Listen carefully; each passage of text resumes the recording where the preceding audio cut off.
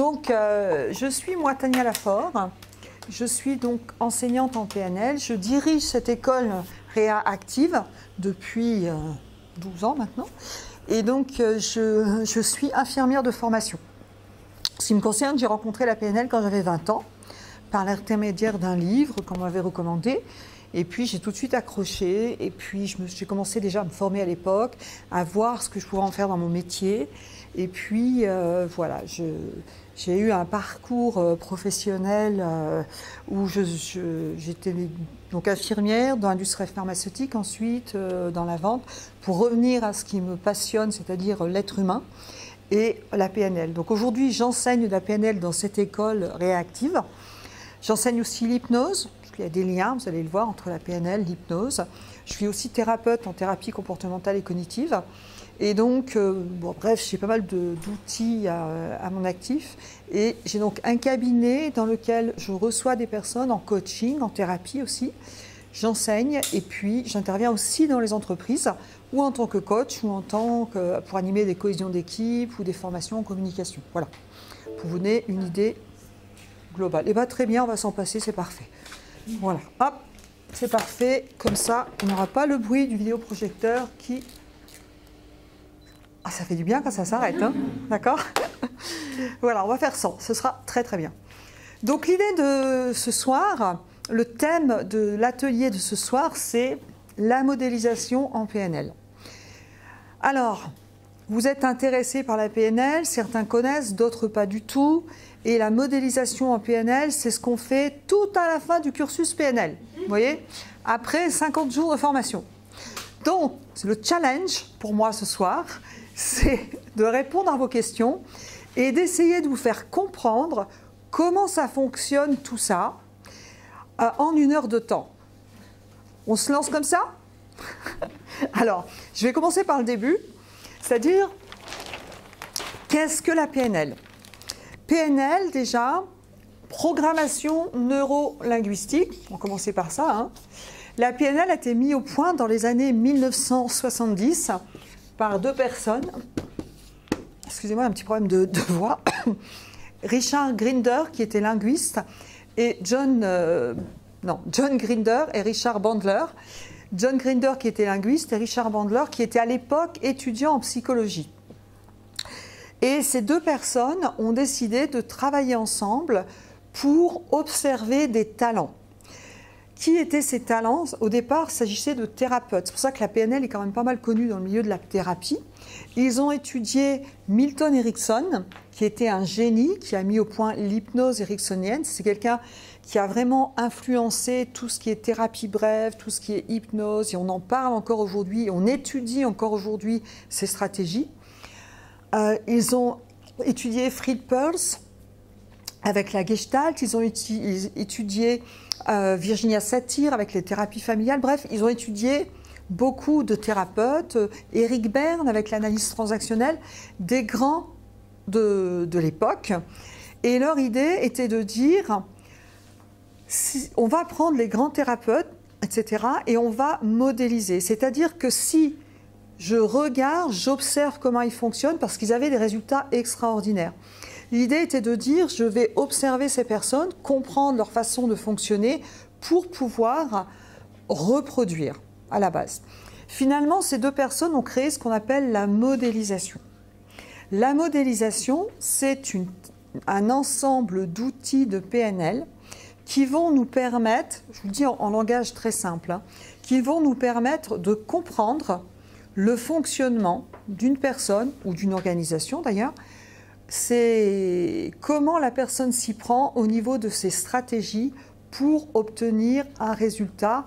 À la base, on était plutôt sur les stratégies d'excellence.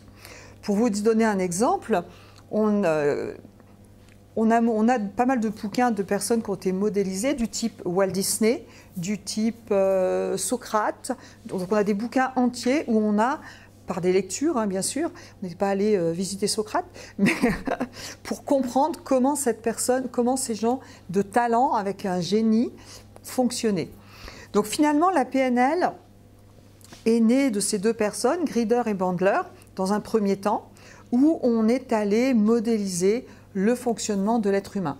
La PNL, en termes de développement personnel, apporte énormément d'outils de compréhension de l'être humain. Ça va nous apporter des outils pour mieux communiquer, pour avoir une communication, une interaction positive, pour mieux gérer ses émotions et pour avoir des stratégies d'excellence. Pour permettre, alors ça va être, on va le faire avec ce qu'on connaît du cerveau, du fonctionnement de l'être humain et du fonctionnement du cerveau. Sachant qu'à l'époque, donc dans les années 70, on n'avait pas du tout ce qui existe aujourd'hui au niveau des neurosciences. On n'avait pas ces connaissances. Donc la PNL a été fait vraiment d'un côté pragmatique par l'observation. Ok ? Programmation veut dire que nous sommes quelque part programmés dans des comportements, entre autres. Je vous donne un exemple. Je suis petite fille et puis, imaginez, je lis une poésie. Là, j'ai ma petite fille qui a 6 ans. Imaginez, elle est à l'école, elle lit une poésie, puis pas de chance, pipi culotte devant toute la classe. Et là, tous les copains se moquent d'elle. Les enfants sont durs entre eux. Elle oublie cet événement, c'est pas très plaisant. Mais en grandissant, elle ne sait pas pourquoi, dès qu'elle doit parler devant un groupe comme vous ce soir, elle ne se sent pas bien. Ben, inconsciemment, il y a ça en stock et elle s'est programmée quelque part par son expérience et ça va lui créer des peurs quand elle va prendre la parole en public. Vous êtes OK ? Donc on a des programmations à tout niveau qui sont complètement inconscientes, qui sont liées à nos expériences de vie et qui sont liées surtout aux conclusions qu'on a tirées de nos expériences de vie étant enfant et même adulte. OK ? Neuro, pourquoi ? Parce que tout ça, ça va passer par les 5 sens, visuel, auditif, kinesthésique, olfactif, gustatif, et par le cerveau, par notre système neurologique. Et linguistique, pourquoi ? Parce que un mot ne veut pas dire la même chose pour tout le monde, on le verra. Et derrière un mot, c'est beaucoup plus qu'un mot, c'est une expérience. Et donc, programmation neuro-linguistique, donc c'est Richard Bandler et John Grinder qui ont créé ce terme. Je ne suis pas sûre qu'ils ne l'aient pas regretté après, parce que franchement, pour expliquer ce que c'est, il faut déjà une demi-heure. Je ne sais pas ce que vous en pensez. Ce n'est pas très parlant quand même. Comme en plus il était passionné de mathématiques pour Bandler, c'est aussi ce qui a orienté son choix. John Grinder. Donc la PNL est née dans les années 70, à la base avec l'observation de grands thérapeutes, et ensuite, une fois qu'on a créé l'outil de modélisation, donc tout un tas d'outils qui va permettre d'avoir une grille de lecture du fonctionnement humain, qui va permettre de comprendre aussi comment une personne est capable de se mettre dans une logique d'échec ou dans une logique de réussite. D'accord ? Eh bien, on a aussi observé des grands communicateurs. On a aussi observé des businessmen. Et la modélisation en PNL, c'est ce qu'on arrive à faire quand on a fait tout le cursus PNL, c'est-à-dire base, tech, praticien, maître praticien, où on a acquis tous les outils un à un, avec une pédagogie progressive, et on va être capable, avec un questionnement, avec une différente grille de lecture, de comprendre comment la personne se crée sa réalité subjective. C'est-à-dire comment la personne se crée son monde interne. Donc là, je vais vous présenter un schéma. Et surtout, comment elle entretient inconsciemment la problématique. Et du coup, ça va nous permettre d'aller très rapidement choisir l'outil ou les outils d'accompagnement, de stratégie de coaching pour pouvoir accompagner efficacement une personne. Donc, la PNL est utilisée, donc chez nous en plus, c'est un centre de formation où on donne un maître praticien qui est spécialisé dans la modélisation. Et en plus, ce cursus qui est fait chez nous fait partie d'un cursus coach. Puisque, d'un point de vue pédagogique, on a décidé de d'abord maîtriser tous les outils de la PNL pour avoir une grille de lecture, de compréhension de la problématique de la personne, pour pouvoir l'aider. Et ensuite, on va ajouter d'autres outils au fur et à mesure du cursus coach, comme l'analyse transactionnelle, comme le carré fondamental, comme la stratégie systémique, Donc dans le cursus coach, on va aller encore plus loin. C'est vrai qu'on s'appuie vraiment sur la base de la PNL. Et pourquoi? Parce qu'en plus, la PNL a été déjà issue de différentes techniques. Parce que la PNL a été issue, entre autres, de l'analyse transactionnelle, entre autres de l'hypnose ericksonienne, entre autres de la thérapie familiale. Donc forcément, déjà à l'intérieur, c'est comme si vous aviez déjà accès à plein de choses, même si ça reste que la PNL. Vous êtes OK? Pour comprendre un petit peu la logique. Donc, qui vient se former en PNL? Eh bien, certains d'entre vous disent pour des développements personnels. Effectivement, c'est une très bonne idée. Et puis d'autres pour du développement professionnel, c'est-à-dire des personnes qui veulent être coach, c'est-à-dire accompagner des personnes dans une organisation ou dans un cabinet privé à résoudre une problématique. Mais le coach n'est pas un conseiller. Le coach va questionner, le coach va mettre en place des outils pour lever des freins qui peuvent être à différents niveaux. Et la personne va faire le travail pour arriver à son objectif. On est d'accord? Donc les personnes qui viennent se former en PNL viennent ou pour acquérir des outils qui leur sera utiles professionnellement. J'ai ici des managers qui viennent pour avoir des outils techniques exploratoires. On a des sophrologues, on a des hypnothérapeutes qui viennent compléter.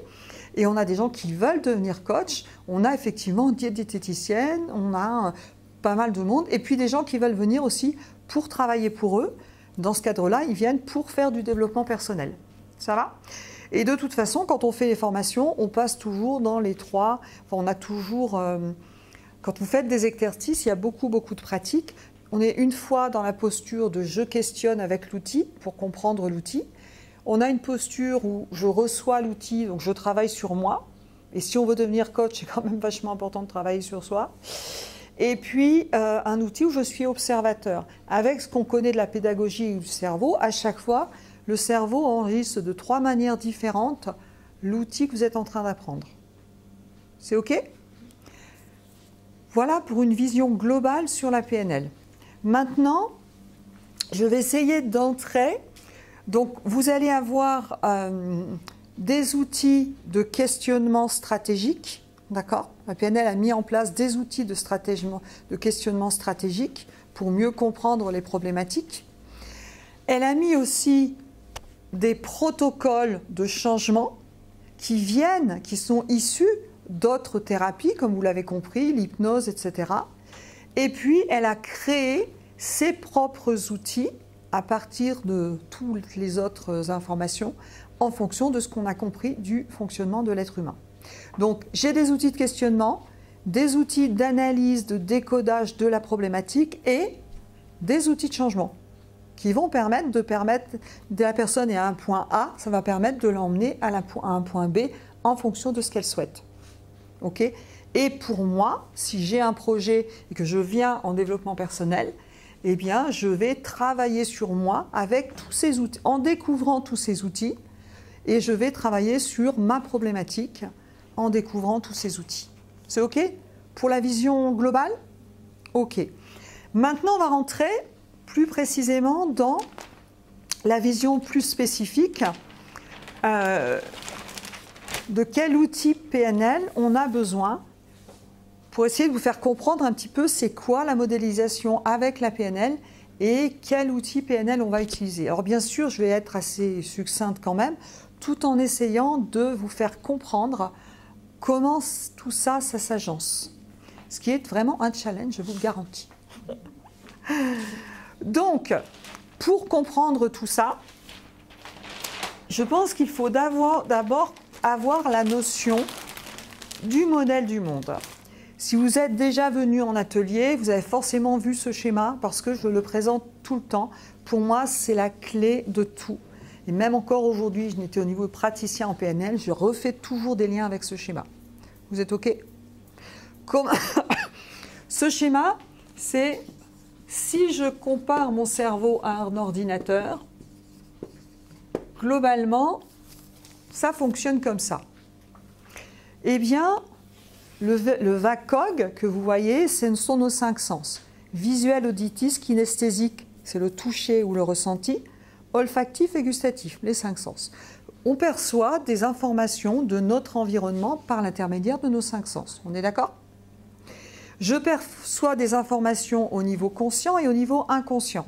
C'est-à-dire qu'il y a énormément d'informations que vous percevez, mais qui ne sont pas dans le champ de conscience. Pourquoi? Parce que sinon je deviendrais fou, tout simplement.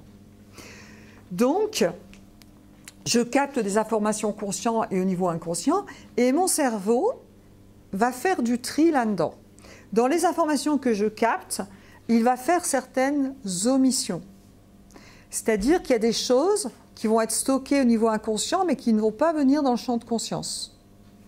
Je donne souvent un exemple, il y a beaucoup de femmes en PNL, hein, c'est le jour où je suis enceinte, je vois des femmes enceintes partout. La veille, j'en voyais pas plus, il n'y en avait pas plus, il n'y en avait pas moins, mais je ne les voyais pas. Quand j'achète une nouvelle voiture, d'un coup, je la vois partout. Ça vous parle, ça? Ça ne veut pas dire que je ne les avais pas vues, ça veut dire que je les avais bien vues, hein, mais ce n'était pas dans mon champ de conscience.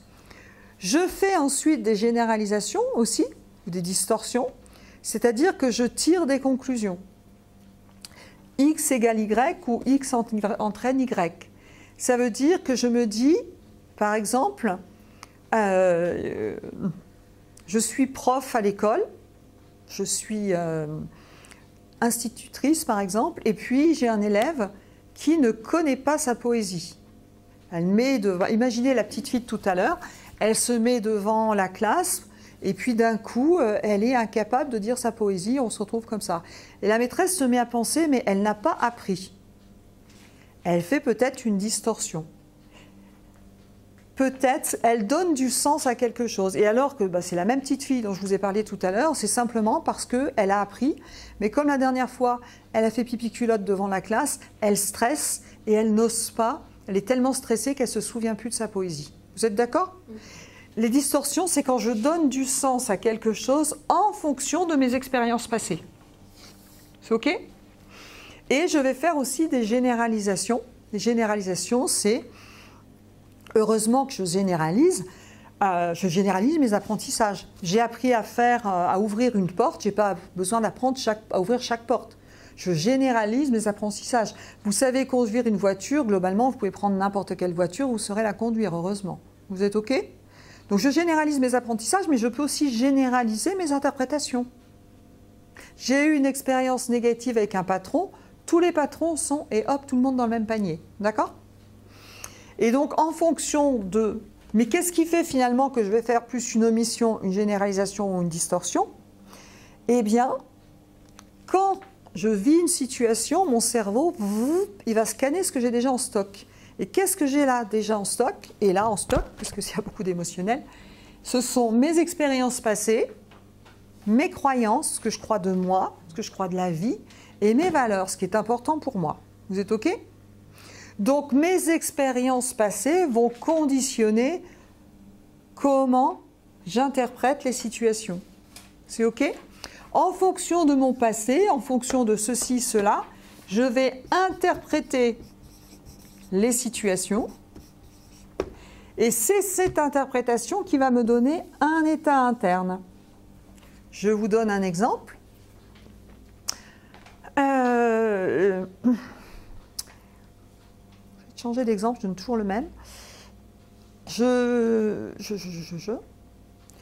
Imaginez, je perds mon travail, d'accord? Si j'interprète que j'ai 50 ans, la vie est finie pour moi, je ne retrouverai plus jamais de travail. Mon état interne est plutôt négatif, vous êtes d'accord?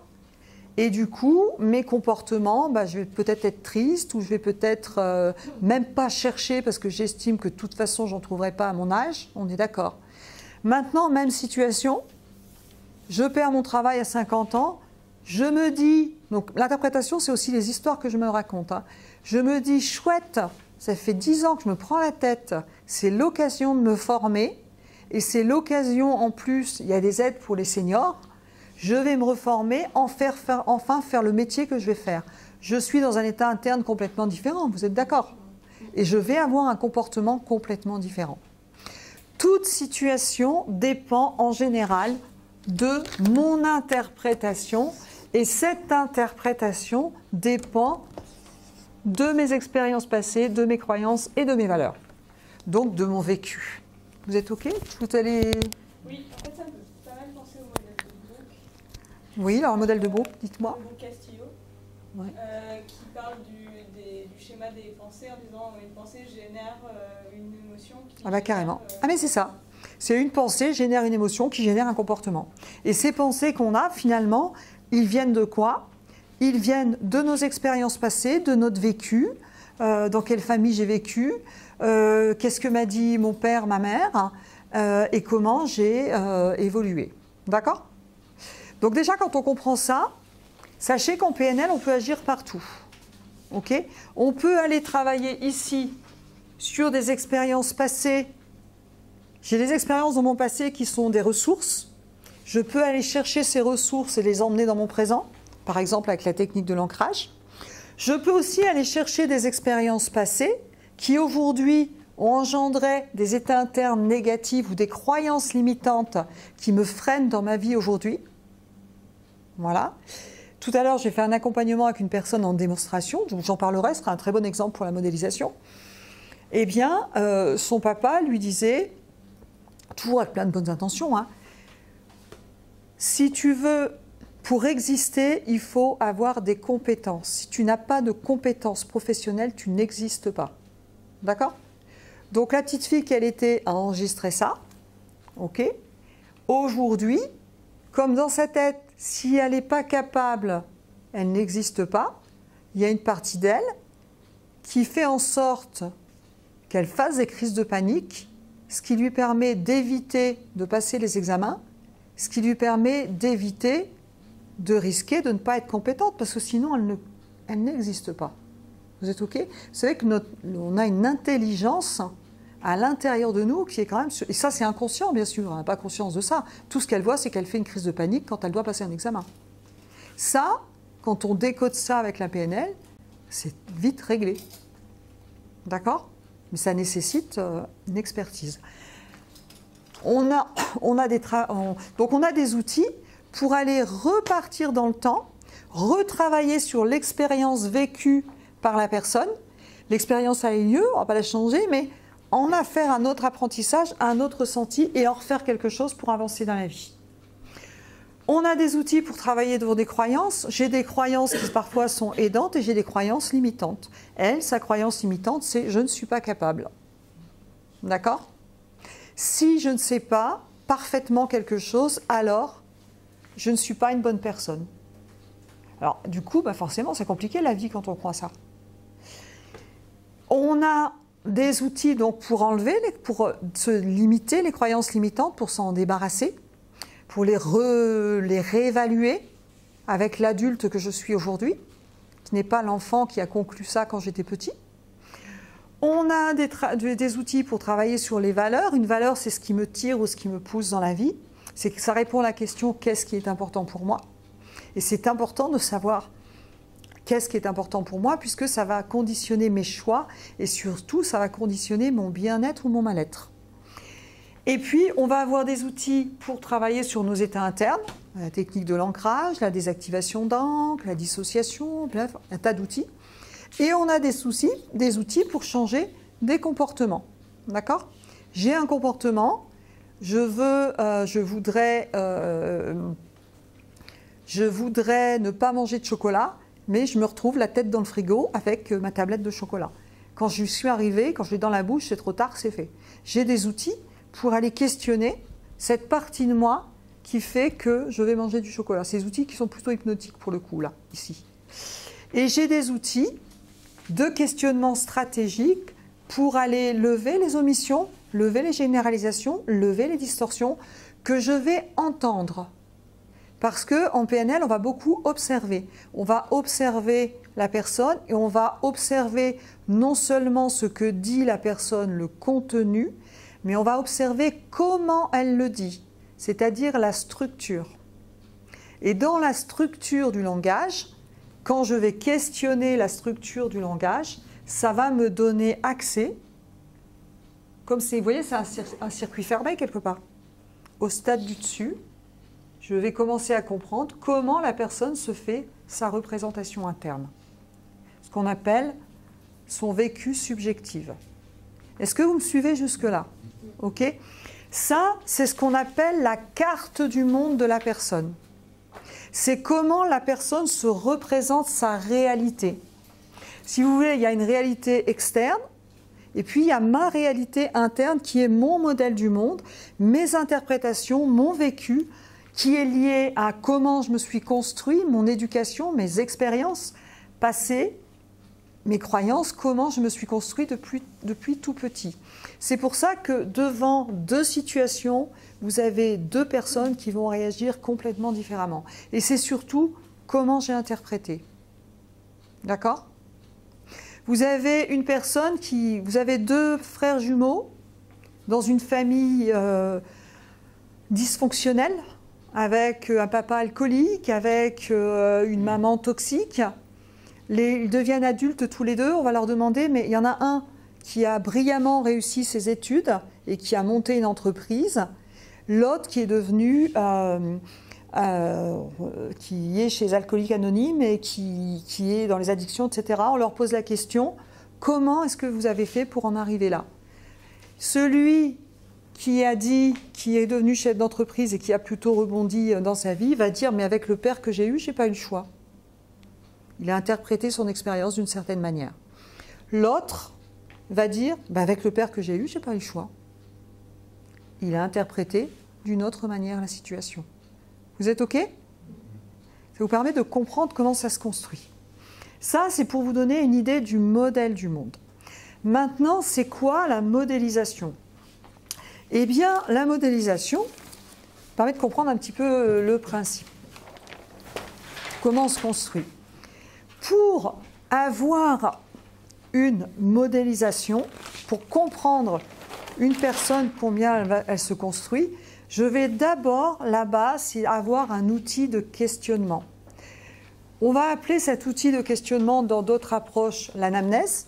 Quand je travaille en thérapie ou autre, c'est l'anamnèse, c'est mon questionnement.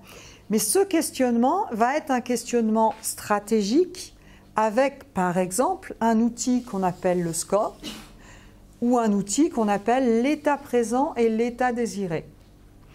Ces deux outils vont permettre un questionnement stratégique pour comprendre comment la personne fonctionne, quelles sont ses croyances, quels sont ses métaprogrammes, je vous en parlerai après, comment elle se construit sa réalité et finalement comment elle se maintient inconsciemment, bien entendu, dans sa problématique. Qu'est-ce qui fait qu'elle n'a pas réussi à sortir de sa problématique ? On part du principe qu'on a tous les ressources pour s'en sortir. D'accord ?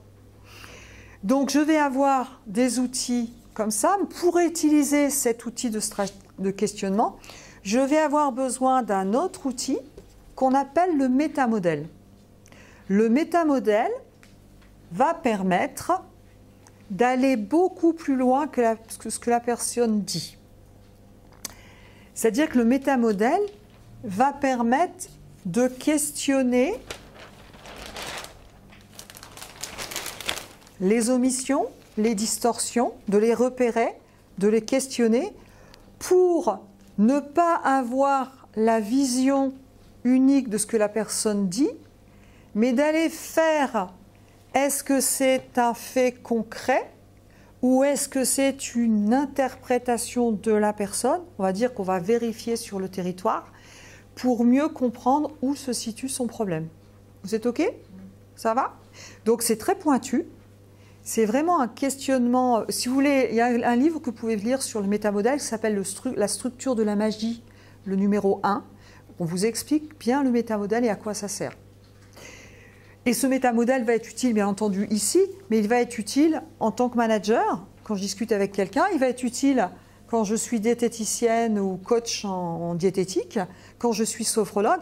Il va permettre de comprendre la réalité subjective de la personne et la réalité concrète. OK ? Et donc, on va avoir besoin... Donc, si je questionne ici, vous voyez, j'ai des données ici.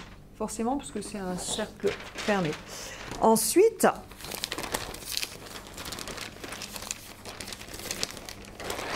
donc, j'ai besoin de maîtriser cet outil qu'on commence à voir dès le technicien PNL et qu'on travaille jusqu'au maître praticien parce que ça demande quand même pas mal d'expérience pour maîtriser l'outil du métamodèle. Je vais ensuite, en fonction de mon questionnement stratégique, comprendre quel est le problème, en quoi c'est un problème pour la personne, pas pour moi, en ayant une posture où c'est pas mon modèle du monde, la personne vit sa réalité, j'accepte complètement sa réalité, ce qu'elle vit, donc il y a une posture, ok. Et je vais comprendre quelle est la fonction positive du problème. On part du principe en thérapie comportementale cognitive ou en PNL que s'il y a une situation qui se maintient, c'est que ça sert à quelque chose. Inconsciemment, mais ça sert à quelque chose. Je vais vous donner un exemple très concret tout à l'heure, vous allez voir. C'est super parce que je viens de faire la démo en haut.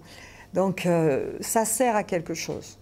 Donc, je vais essayer de comprendre, en questionnant de façon stratégique avec les outils PNL, à quoi ça sert ce problème.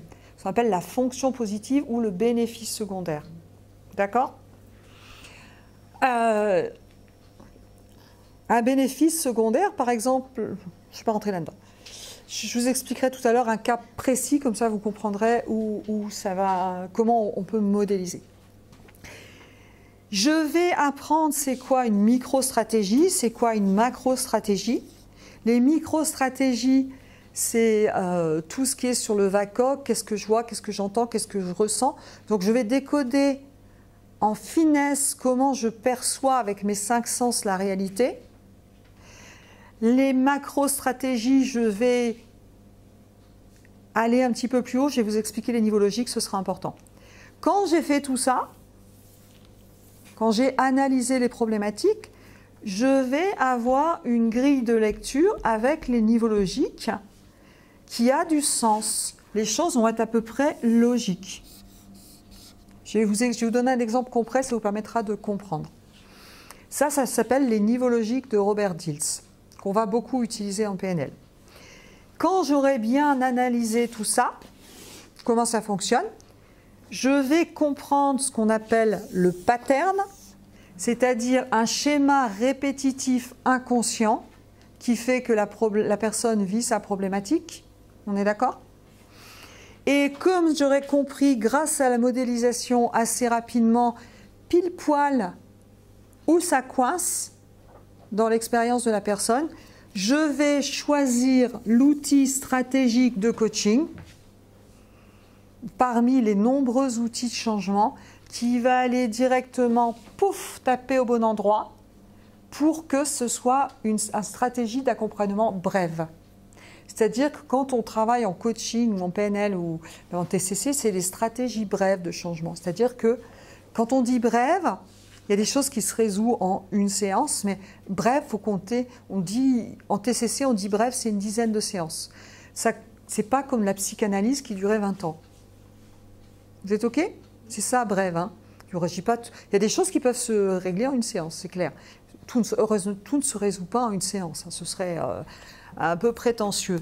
Il y a des choses qui prennent plus de temps. C'est un accompagnement en fonction de la problématique, en fonction de ce qu'a vécu, en fonction de plein de choses, ça peut prendre beaucoup plus de temps.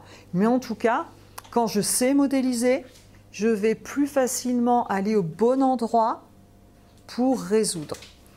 Pour vous expliquer ça, je vais être obligée de passer par les niveaux logiques. Et avec un peu de chance, je n'aurai pas ma collègue qui va faire les niveaux logiques. Non, je vais changer de paperboard. Est-ce que jusqu'à maintenant, c'est clair ? Oh. Et si je réussis à vous expliquer la modélisation en 1 heure, je crois que je me donne une médaille. Je me la donne toute seule, hein. C'est mieux. Alors, donc je vais vous expliquer les niveaux logiques et je vais en même temps vous donner un exemple concret de ce que j'ai fait tout à l'heure en démonstration. Comme ça, vous aurez du concret. Et si ça se trouve, j'aurai même le droit de mettre sur les réseaux sociaux parce que j'ai filmé. Mais il faut que la personne me donne son accord. Donc, les niveaux logiques de Robert Dilts. Donc, Robert Dilts, c'est la 2e génération de PNL. Donc, il a mis en place un outil qu'on appelle les niveaux logiques de raisonnement. Au plus bas des niveaux logiques, vous avez l'environnement. L'environnement, c'est tout ce qui n'est pas moi. OK ? c'est vous, c'est tout ce qui n'est pas bon. Au-dessus, vous avez le comportement. Le comportement, c'est ce que je fais. Ok? Donc les niveaux logiques, le principe, c'est que c'est mes comportements qui influencent mon environnement. Bon, ça existe aussi dans l'autre sens. Parfois, mon environnement peut m'influencer. Mais globalement, on va dire que, je vous donne un exemple concret, si j'ai un entretien d'embauche, mon environnement, c'est mon recruteur. Qu'est-ce qui va faire que j'influence mon recruteur? Ça va être mon comportement. Vous êtes d'accord? Comment je me tiens, comment je parle, etc. Mais qu'est-ce qui va influencer aussi, qu'est-ce qui va agir sur mes comportements? Ça va être mes capacités, mes compétences, mes connaissances, et ça va être aussi mes stratégies.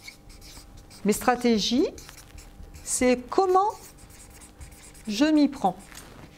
D'accord? La façon dont je m'y prends, toutes mes compétences, mes stratégies vont faire que je mets en place des comportements qui vont influencer d'une certaine manière mon environnement. Vous me suivez? Le niveau du dessus, c'est quoi? Les états internes. Sachant que dans beaucoup d'écoles, vous le verrez exactement au même niveau. Ok? Mes états internes vont influencer mes compétences, vous êtes d'accord?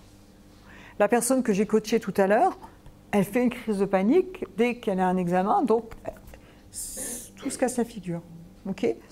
Qu'est-ce qui influence mes états internes? Eh bien, le niveau du dessus, ce sont mes croyances et mes valeurs. Ce que je crois de moi, ce que je crois de la vie, ce que je crois d'un examen, va directement influencer mon état interne, qui va influencer mes compétences, qui va faire que j'ai un comportement, qui va influencer mon environnement. Vous êtes OK?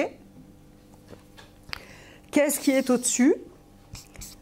Mon identité, qui je suis, et la mission, c'est-à-dire le rôle que je joue.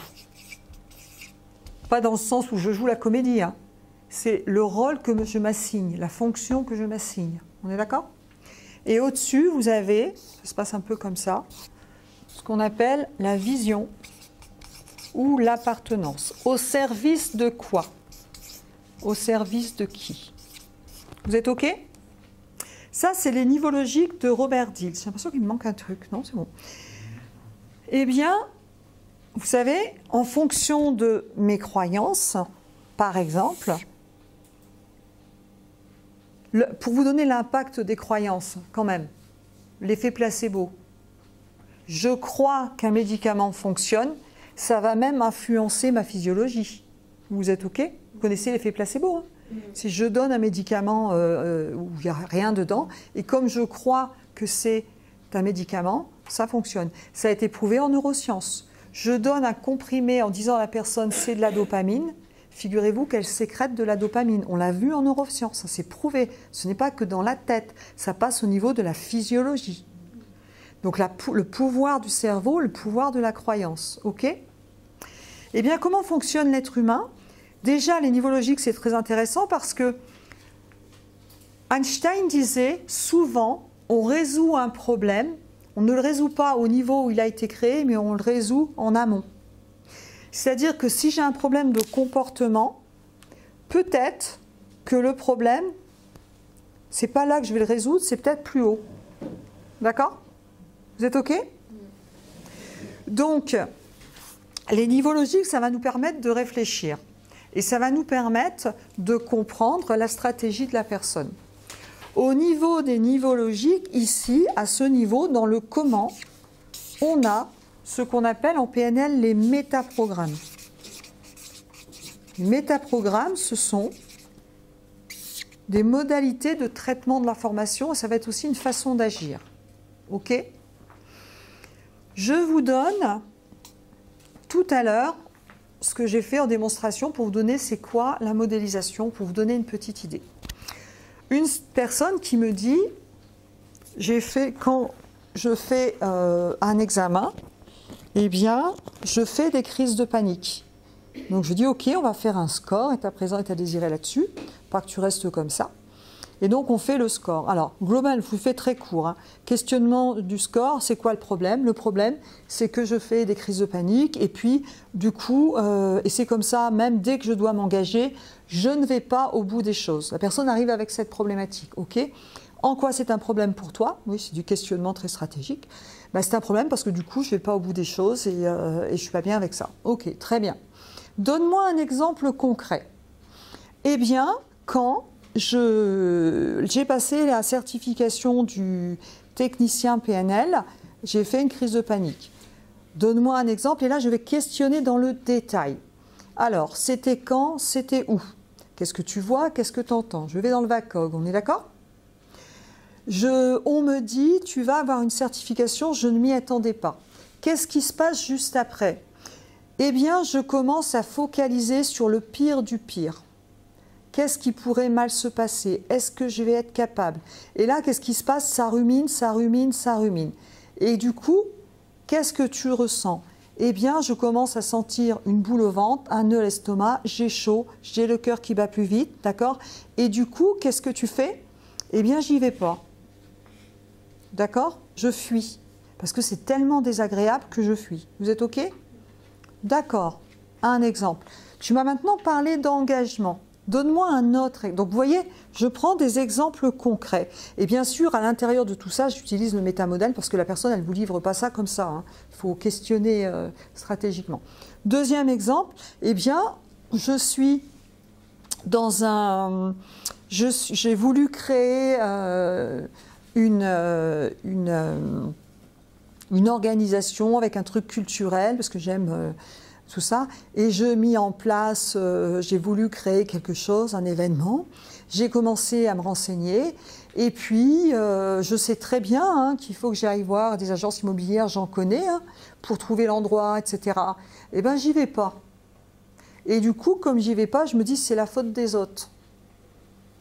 Et du coup, je me rends compte, en te le disant, Tania, que finalement, c'est moi qui me raconte des histoires. Parce que, à nouveau, je focalise sur tout ce qui pourrait mal se passer. Vous êtes d'accord ? Et du coup, bah, je suis mal et du coup, j'y vais pas. Donc, je commence à comprendre la stratégie de la personne, ok? Et en même temps, elle comprend elle, parce qu'elle prend conscience. Je passe au deuxième niveau du score. À cause de quoi, à ton avis? Eh bien, quand je réfléchis, mon père m'a toujours dit, pour avoir, m'a dit, si tu existes, si tu es compétent.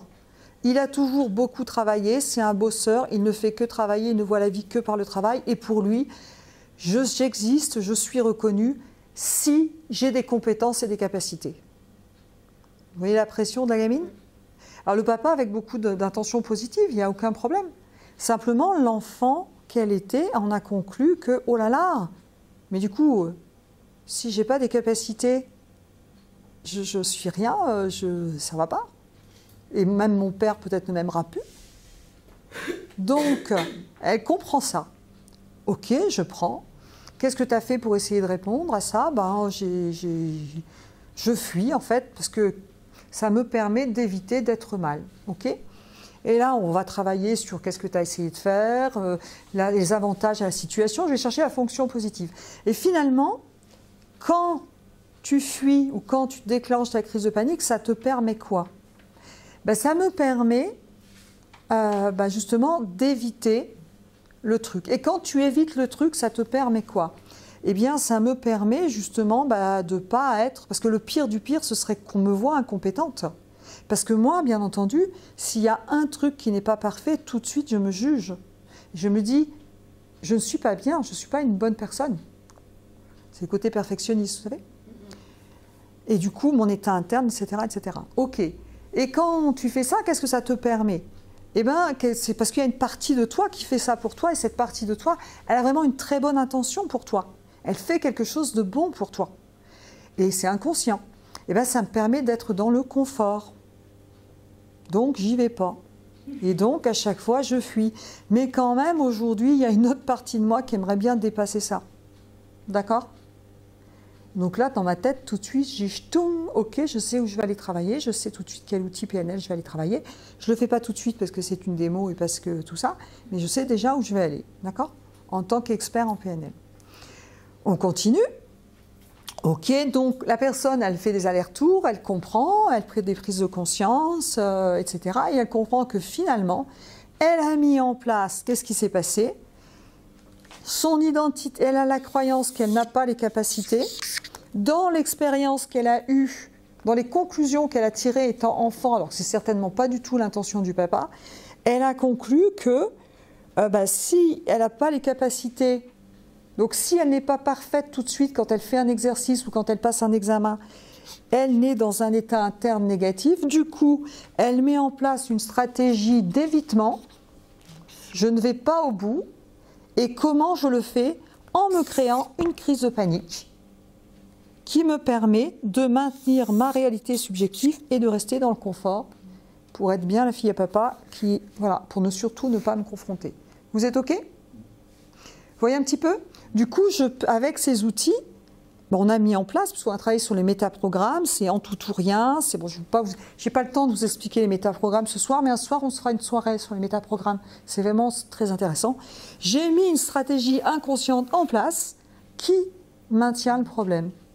Une fois que j'ai compris ça, eh bien, ok, maintenant que tu as compris ça, qu'est-ce que tu veux à la place?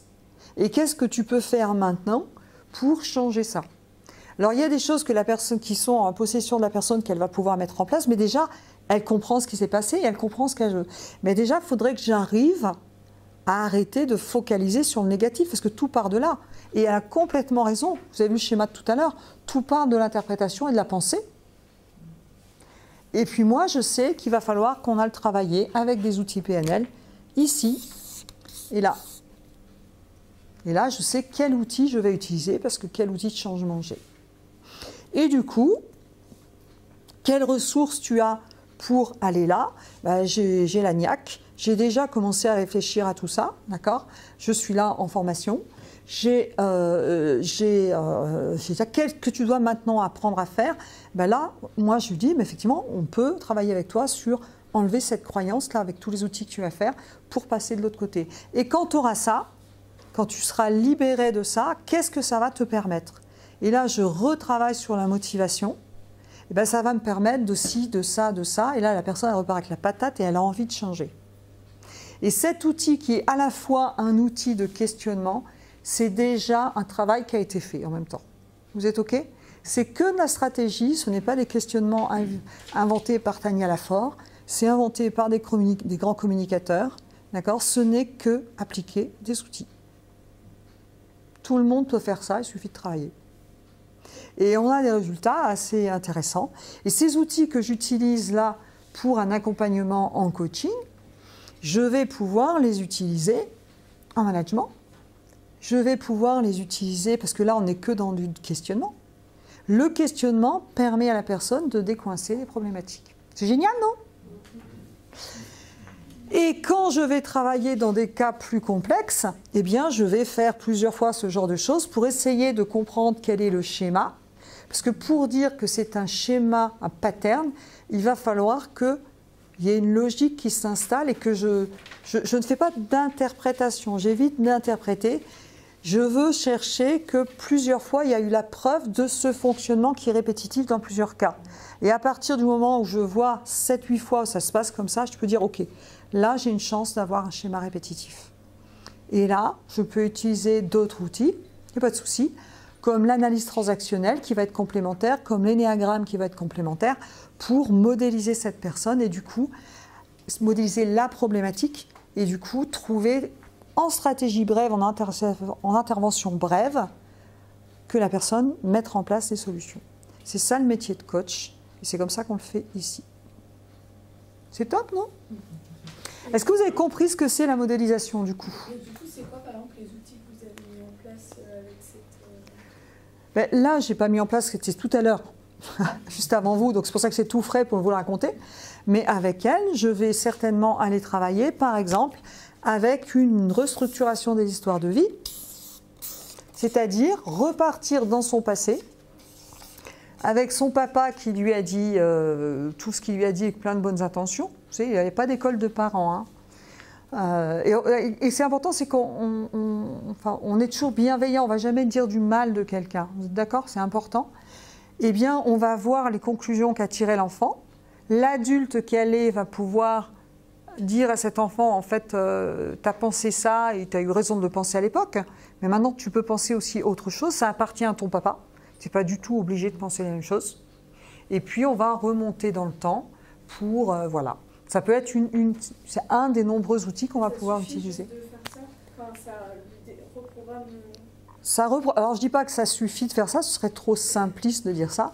Ça fait partie des outils qui vont permettre le changement. Et parfois ça suffit en une séance, et parfois ce ne sera pas suffisant, il faudra travailler ailleurs. Je ne suis pas une magicienne. J'utilise des outils qui fonctionnent. Oui? Est-ce qu'il y a des problématiques pour lesquelles on doit obligatoirement passer par l'hypnose parce que la personne ne peut pas s'exprimer et n'arrive pas à conscientiser quelque chose? Ou est-ce que tout peut être conscientisé entre guillemets? Il y a des choses qui sont quand même inconscientes. L'hypnose, on utilise de l'hypnose en PNL parce que des outils PNL sont très hypnotiques. Donc voilà, puis après il y a une formation spécifique hypnose. D'ailleurs, il y a des écoles où on mélange hypnose et la PNL. Mais par contre, on ne fait pas de la modélisation en PNL comme on le fait ici. Ça, ils ne font pas. Votre question, c'était quoi? Oui, en fait,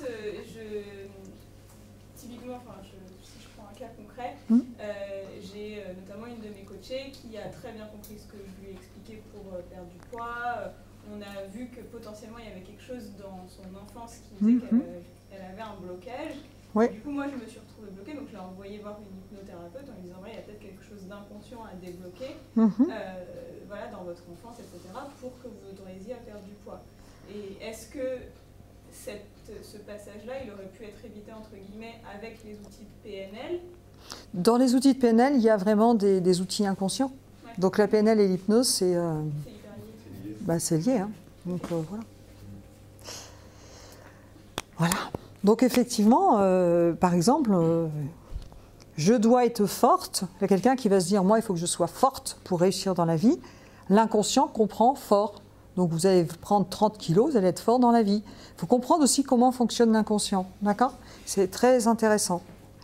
Donc, d'autres questions avant qu'on... Parce qu'il y a apéro ce soir. Ça reste entre nous, n'est-ce pas?